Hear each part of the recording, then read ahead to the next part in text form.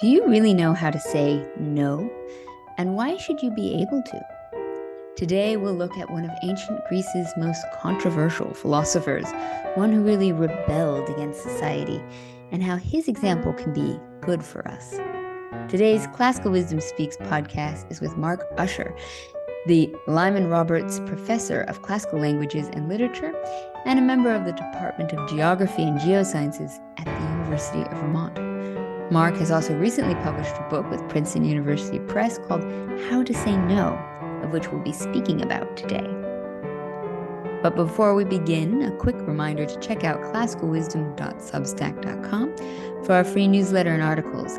You can also support our mission to help promote and preserve the love of history, philosophy, and mythology by subscribing either here on YouTube or on our website.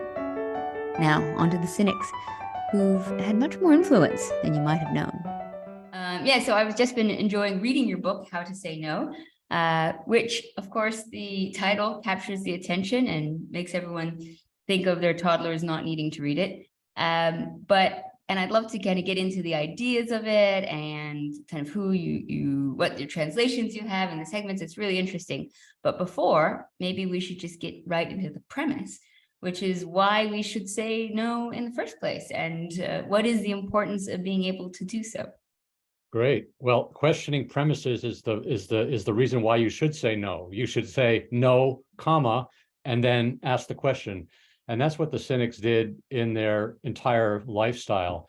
You know, there's so many things in the world that the pressures that we have to conform without thinking, or to play along without really thinking about why or whether, or if it must be so.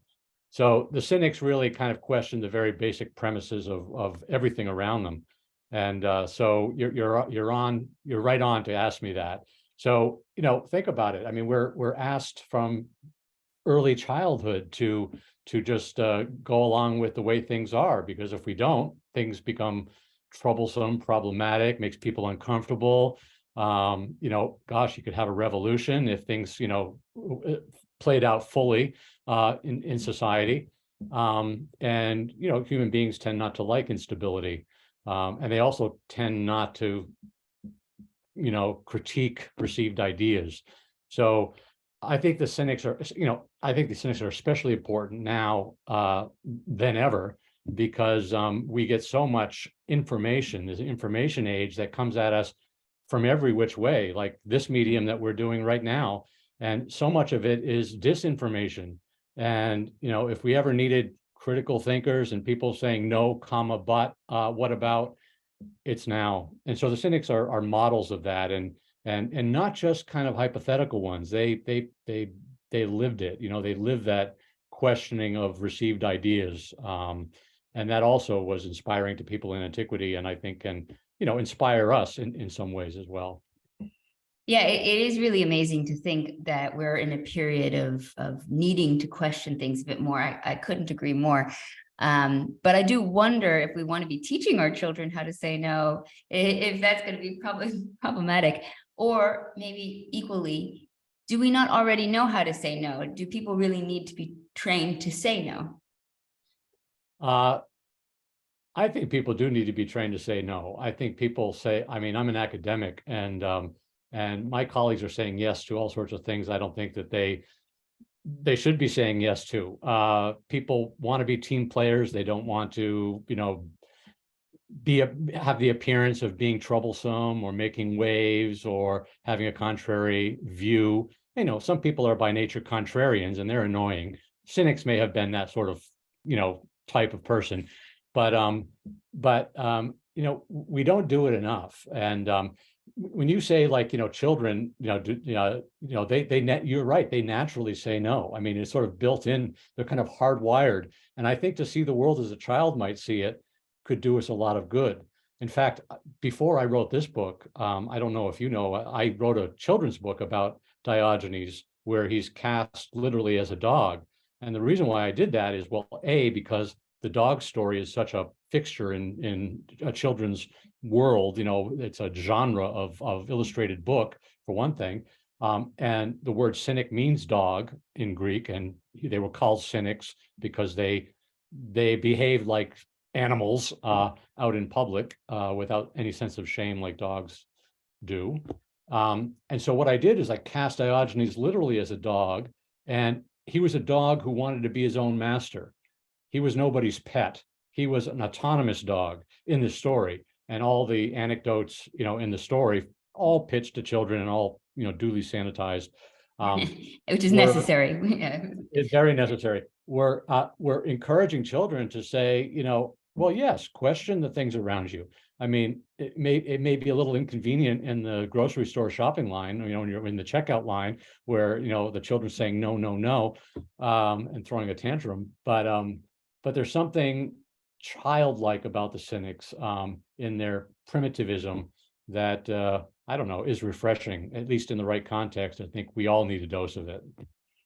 Now, before we proceed, I think we should get into a little bit of what cynicism is, and just, the obligatory throat clearing of separating ancient cynicism from sort of the modern term, just to kind of get everybody up to speed. But also, I would love for you to talk a little bit about it not really being a philosophy per se. Great. All right. Let's see if I can keep track of those three things. First, I just mentioned cynic is a word that means simply in Greek, dog-like. And so it was a nickname conferred on these people that were later called cynics, like Diogenes, one of the founders, certainly the figurehead for cynicism, because it was an insult, because they lived out of doors, they begged for their food, like a dog will beg. I don't know if you've ever been to Athens, but before the Olympics, several years ago, and they cleared up all the stray dogs on the street. But I mean, stray dogs on the street are everywhere in Athens, as in many parts of the world.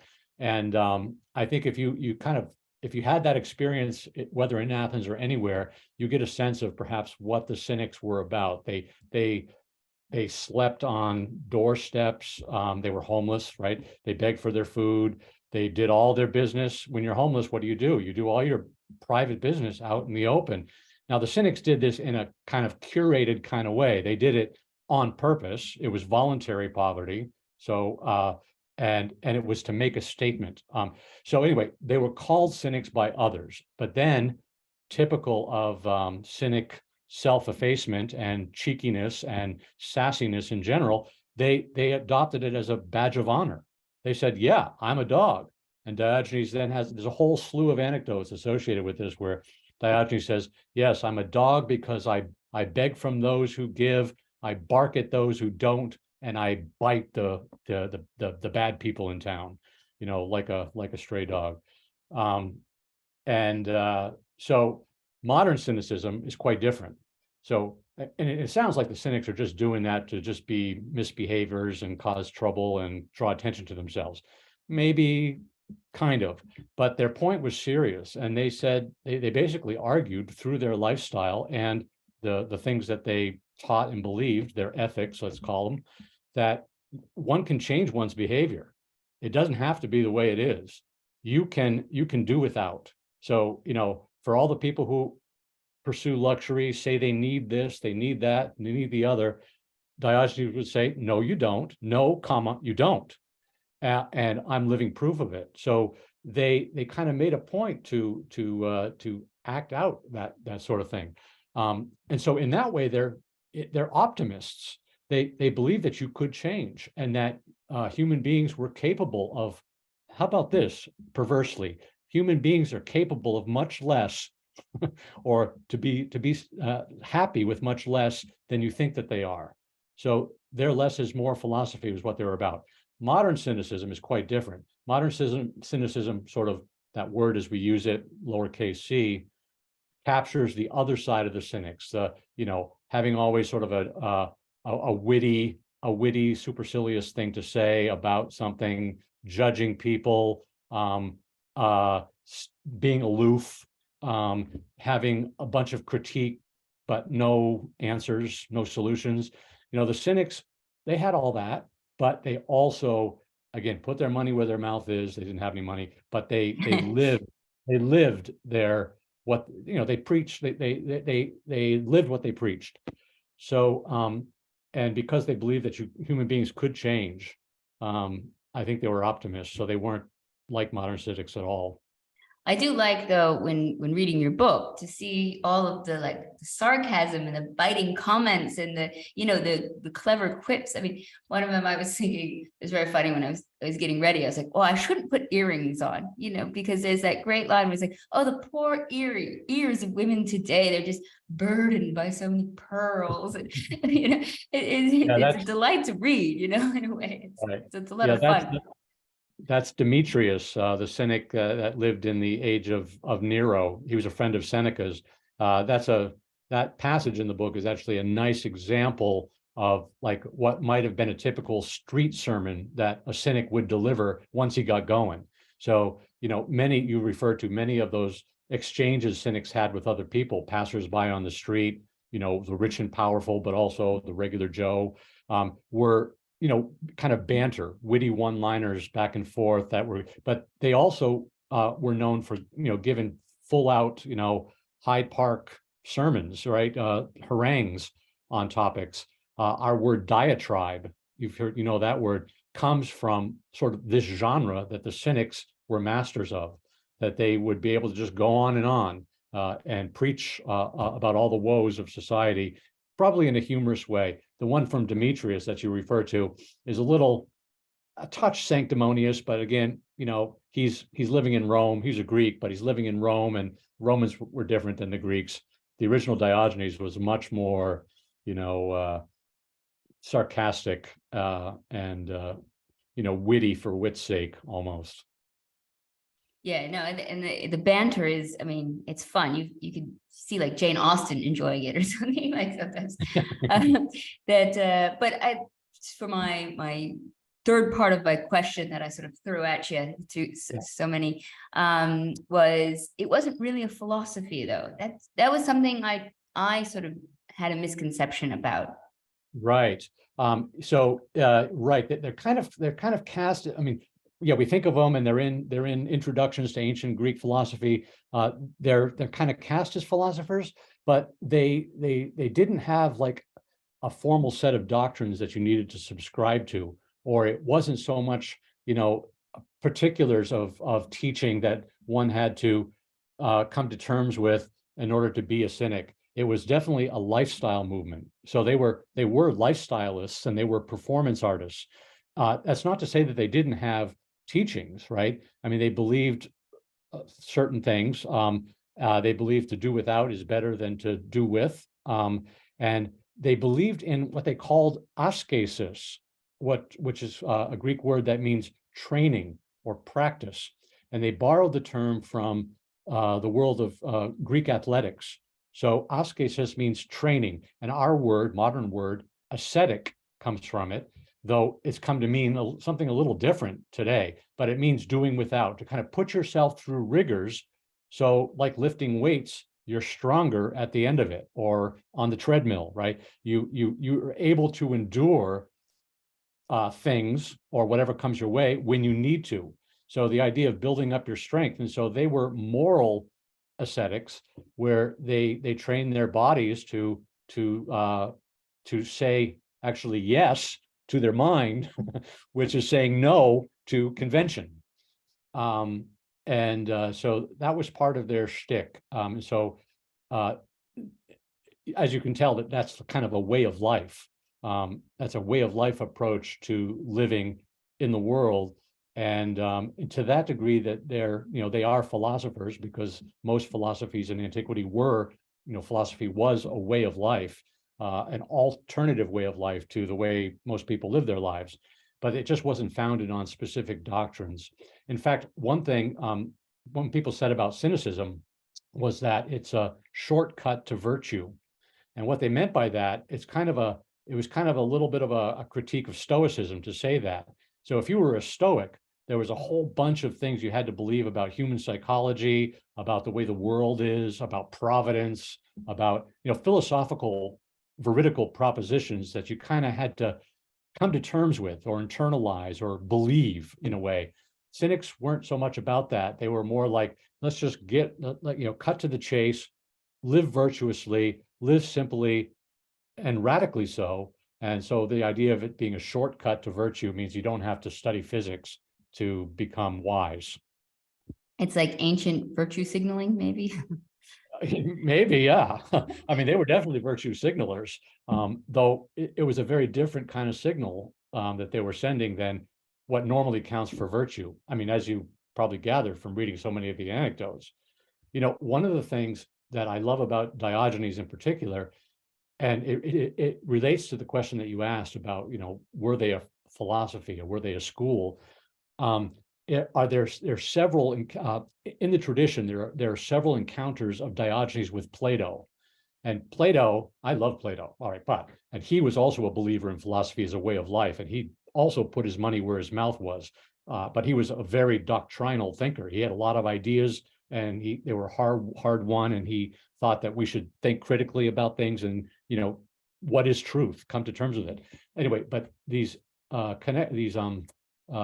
encounters, or sometimes confrontations, between Diogenes and Plato, probably most of them fictional, arise from the fact that Diogenes stood in sort of opposition even to established philosophy.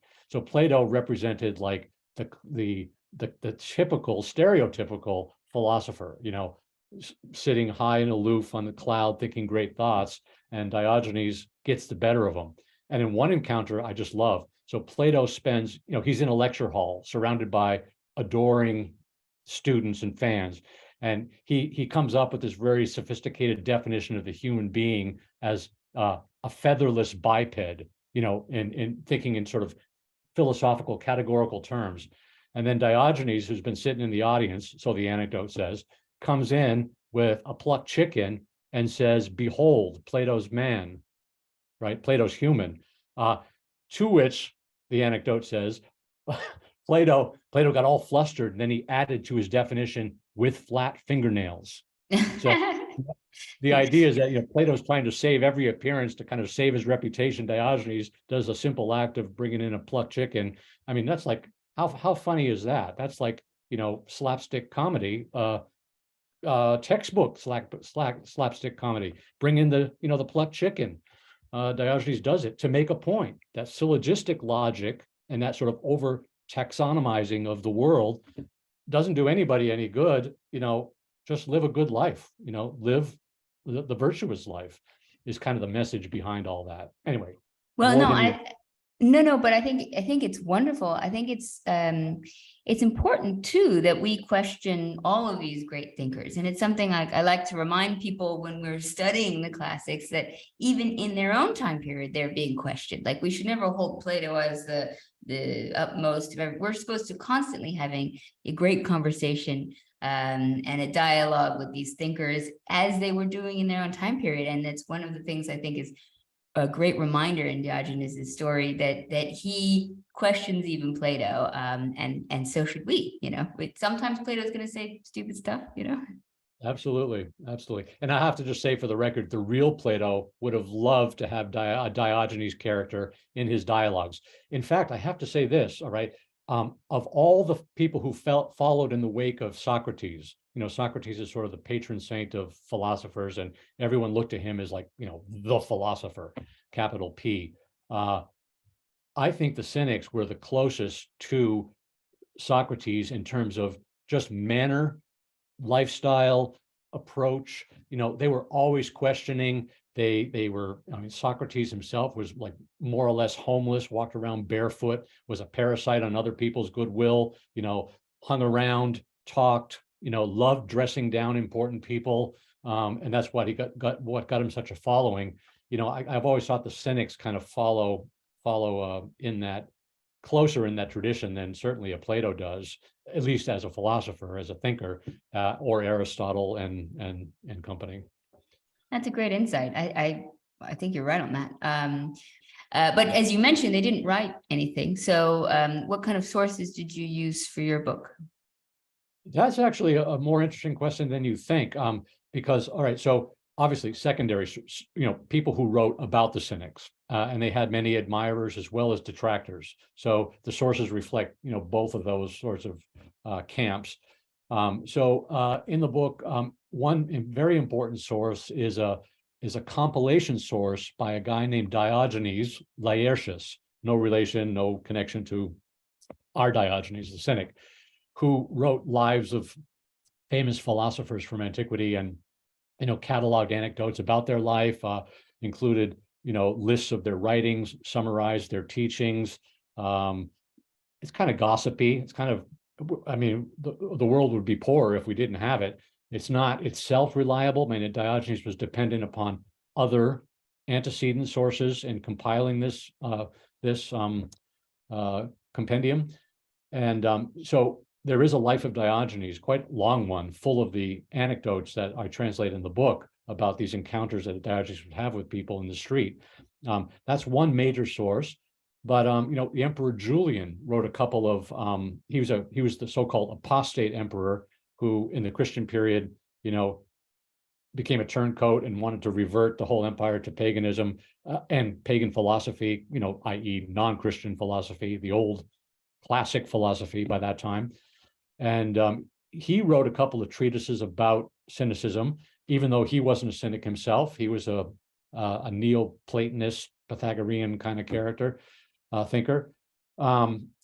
Seneca writes about Demetrius and about cynicism, so he's in there. Lucian, I mentioned.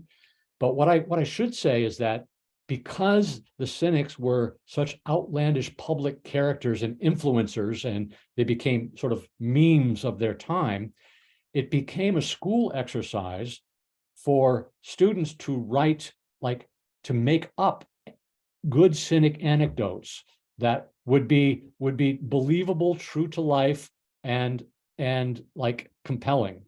As practice on being, practicing creative writing and being persuasive and being witty in your own writing. So many of the anecdotes that we have about the Cynics are these sorts of exercises. They were called Crayey, plural, or Craya in the singular, usefulisms. I want to call them usefulisms. They became serviceable little bon mots that you could sprinkle your sophisticated discourse with, that's of your own composition, and you would write them as practice for doing them, even perhaps extempore, so that when you're at a ancient cocktail party, you could come up with a clever thing to say, on the spot, because you had practiced composing them. So anyway, a lot of the anecdotes we have about Diogenes are these kind of things, and it raises the whole question of, did they ever happen? Did Diogenes ever say them? And my quick and ready answer to that always is, it doesn't matter, because the legend that Diogenes inspired and the fact that the game that these students were assigned to play was make it as realistic, believable as possible, means that Diogenes was certainly something like this. And a copy is always inferior to the original. I'm speaking, like a Platonist, but the notion is that Diogenes was probably really better in the original.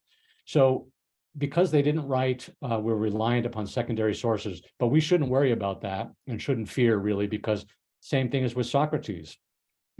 Socrates didn't write anything. All we have is what Plato says about Socrates and what Xenophon says about Socrates, really. So that notion that, Plato was trying to capture the mystique of Socrates, these anecdotes and these traditions, legends about Diogenes are also trying to capture that, that thing that really the real Diogenes really had. And to me, that makes them just as valuable as, thank God we have them, right? Almost as good as the real thing. Yeah, it's amazing too, because as you say, it's not really a precise philosophy, it's a lifestyle. So these anecdotes are kind of conveying that lifestyle, then that's perfectly spot on.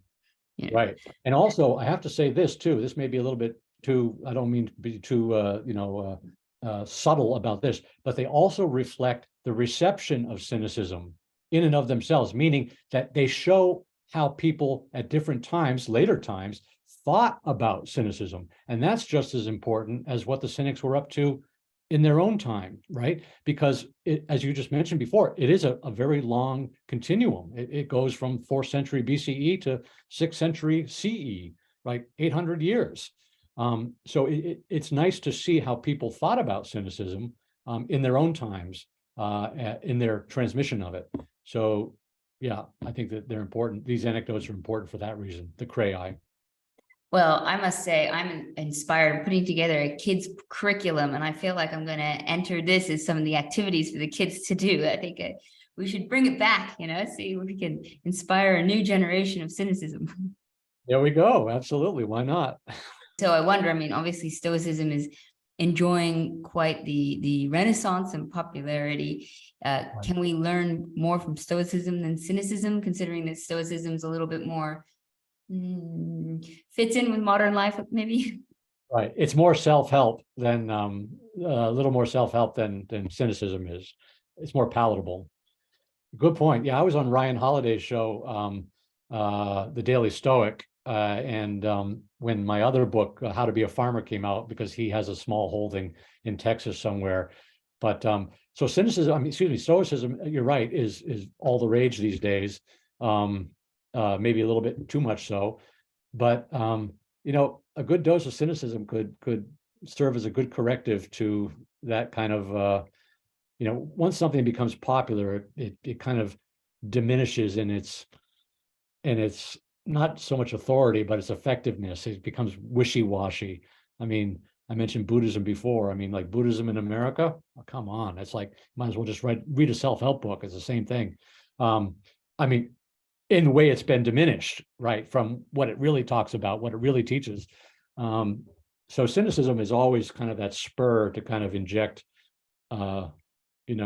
reinvigorate even some of these things like Stoicism. I call Stoicism the great gateway drug into ancient philosophy. So, because I like bringing up skepticism. I like, bring like a lot of the pre-Socratics, a lot of these great ideas.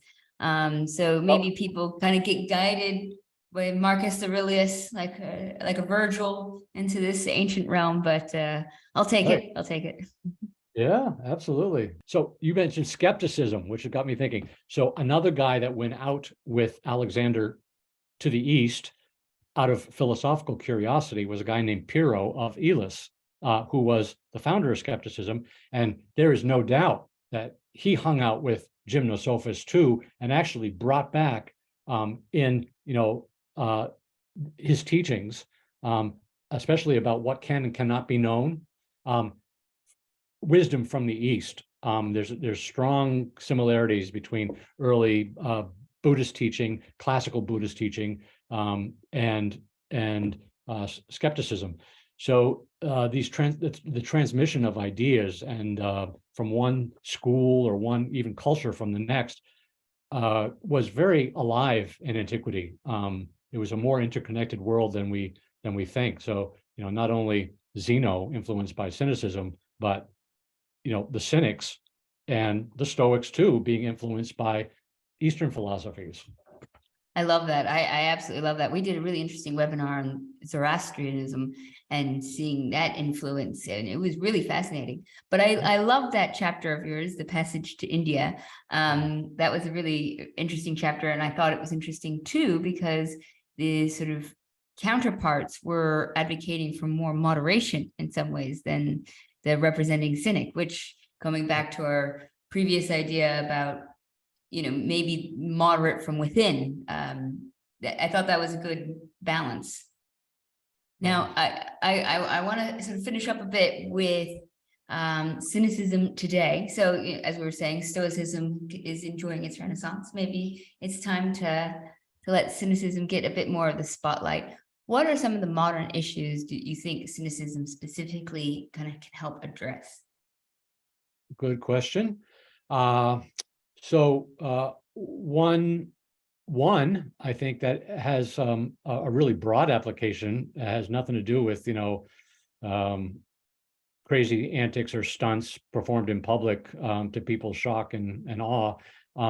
Is the idea of appropriate technology.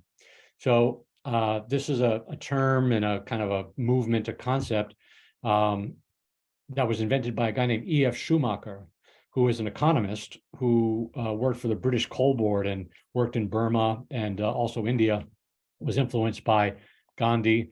But the idea behind appropriate technology is that you should never use more materials or labor to accomplish something than you need to for its purpose and for the betterment of people. In other words, you shouldn't just, invent stuff because you can, or you shouldn't just have stuff because it's available. So this notion of a technology that serves its purpose, that doesn't control the user, right? An example might be in, how about like in a place where there's no electricity in the middle of the desert in Kenya, where labor is abundant, where people living in the village need the water, but electricity is unreliable. An appropriate technologist would say, let's build a very efficient pedal pump system where people can take turns, when they need water, to pedal a bike to generate the pump to bring the water up so that people can have it from the well. That's an example, a very simple, crude example of what appropriate technology is. Solar energy, wind power might count as that if it hadn't been already corrupted by corporate capitalism. But the idea is there. So the reason why I say the cynics are sort of a purveyor of this idea is that there are several anecdotes that kind of suggest this. So, they have this less is more philosophy of life. And it comes down to the nuts and bolts of living. So Diogenes, famously, the cynics had like three things. They had a knapsack, right, on their back. They had a walking stick, and in that knapsack they had a cup, a bowl/cup, maybe a cup and a bowl, where they would beg for their food to get their food, and a cup to drink their water. So Diogenes happens to be lounging around the sun one day and sees a child use his cupped hands to drink water from a fountain. And it occurred to him, he says, oh my gosh, a child has just bested me in simplicity. He's vanquished me because I've got a cup. This kid's using his hands. I can use my hands. So he throws his cup away, obviously ostentatiously, throws his cup away so everyone sees it, so that I can just use my hands. And then he sees another anecdote. He sees a child used a hollowed out hunk of bread to take his lentils in. So he gets this hollowed out hunk of bread, goes, gets his lentils, eats the lentils, eats the bread. Diogenes says, whoa, I toss out my bowl now. So this notion of like doing with as little as you need to get the job done in principle, right? We're not going to eat our lentils in hollowed out hunks of bread across the planet. But that principle can be applied in so many different ways to so many different situations. So I always talk about Diogenes as the inventor of appropriate technology. Can I just say, from a very modern interpretation of this, is, until about 3 years ago, my husband and I and my daughter, we didn't own stuff. We moved back to Argentina with like 6 suitcases. But what we like doing is we like going and traveling for 6 months at a time with just carry-on. And you just pare down to the simplest things. And it is so liberating to have just like one little small suitcase that can go anywhere. And, you just liberate your mind from so much. I don't think we realize how just having a house to clean and clothes to what, and like all this stuff all the time takes away so much of our mind, our processing power that we have to, think about. And when you just live really simply and you're just in a tiny Airbnb with just your like 3 things, you're just so much freer. I always recommend go carry on only for everywhere you go, always. Yeah, well, the cynics speak to that too. They are the doyen of decluttering. Marie Kondo, as I say in the book, has nothing on the cynics, right? They were all about getting rid of stuff you don't need. So yeah, I agree with you totally. Plus, they charge you $150 to check in a bag these days anyway, so you might as well just take carry on. Might as well. Are there any other good cynic lessons for our modern world? So the cynics were acutely aware, presciently aware of what economists now call externalities. So an externality is like an adverse effect that happens in the environment or to people by the production of goods and services that really aren't accounted for. They just and the cost of them are not figured into the purchase of the product or the making of the product. They're just, people who make those things, make the products or deliver the services, just let it happen to other people or the environment, polluting, all these sorts of things. The Cynics were aware of this. I mean, in that harangue, that diatribe that Demetrius the Cynic gives in the book from Seneca, he points to the costs of luxury goods. Not only are luxury goods not good for you, Mr. and Mrs. Luxurious, but also it harms all the people down the line. What the costs are to acquire those goods for your pleasure are not negligible. It's a matter of life and death. So he talks about, for instance, people lost at sea or people in the mines trying to dig out gold and silver, dangerous job, especially in antiquity, usually performed by slaves. Here's Diogenes calling out people for their, externalized harm, not only the harm you're causing to yourself and to others immediately around you by your bad life choices and inappropriate values, but also all the people down the line. That to me is like in our globalized world, that's a message we really need. Related to that is also just the fact that the Cynics with their less is more philosophy are sort of, I call them the gurus of degrowth. They're all about, enough already. Okay. See what you can do without, make it a challenge, make it a design competition to see how little you need for this, that, or the other.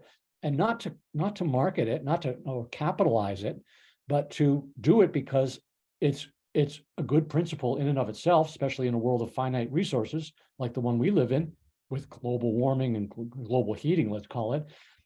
But also because the purpose of things are to benefit people.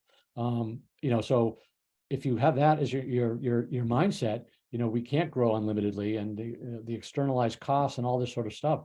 So I think that speaks to the modern world too, again, indirectly, but in principle. And it's a pretty important principle, I think.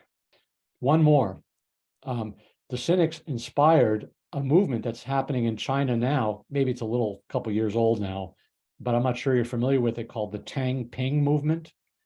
Tang Ping means in Chinese, lying down flat. And some kid on social media, some 25-year-old or something, had enough of the Chinese work week and long hours of factory jobs that everyone's doing in China. I think it's called 996. So from 9 to 9, 6 days a week, you work. And he basically just said, no, no more. And his mantra was not no, it was lying down flat. And the idea behind that is like, you just stay in your bed. You don't go to work and work 12 hours a day. You just lie down flat. Or he actually, in his blog post where he announced his sort of manifesto for lying down flat, I can just sunbathe like Diogenes sitting in front of his barrel and think about, philosophy. This was the alternative to just the daily grind of working in a factory to make money to what. So it became a movement, and t-shirts, people, a protest movement. So and it definitely was inspired by Diogenes's idea. This, I think he was called the kind-hearted traveler. That was his avatar, his handle online. And he had been reading Diogenes in Western philosophy, Heraclitus too, that inspired him to kind of make this statement. Anyway. Wow, that's amazing. Yeah, no, it's start a revolution from your bed, right? Yes. But it's interesting because I think there's quite a few movements like that. I've read about revenge procrastination, and as well as I think what's happening in the US is quiet quitting. Yeah, that's a soft porn version of how to say no. Right, quiet quitting, but how to say no. Right? No, I'm not going to do that. I'm not going to. So it's a version. I leave at 5. Yeah. Perfect. Well, I'm gonna end us on that, the soft porn of cynicism. And thank you so much, Mark. And I think your book was excellent. It was really interesting, and it was a great way to sort of delve into the world of cynicism through all these different vignettes. So it was very enjoyable, but also very enlightening. Very good. Nice to talk to you, and I look forward to seeing more of your podcast.